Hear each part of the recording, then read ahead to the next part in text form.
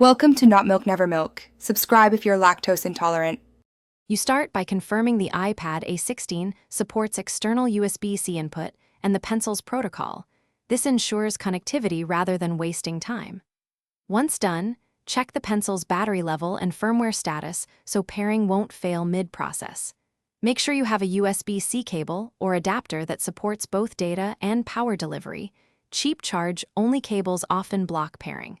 Plug the adapter in now, then connect the pencil so the device recognizes it. This initial handshake is required to move forward. Once the physical connection is made, watch the iPad for the pairing prompt and listen for a tap or vibration from the pencil to confirm signal. If nothing appears, open Settings and navigate to Bluetooth or the Apple Pencil area. Manual pairing sometimes completes the handshake. Allow permissions and give the iPad 30 to 45 seconds to discover the peripheral interruption or removing the cable resets this. If the pencil draws power but won't pair, try a different certified USB-C cable and retry the discovery sequence carefully.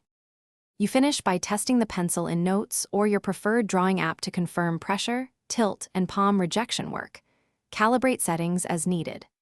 If functionality is partial or missing, restart the iPad, reconnect the USB-C cable, and attempt pairing again. Many transient issues clear with a reboot. If it still fails, swap to another certified cable or adapter and repeat. Key troubleshooting tip: reset the pencil following manufacturer instructions before seeking support, because a factory reset resolves most persistent pairing problems. Thanks for watching. If this was helpful, leave a like and consider subscribing. See you next time.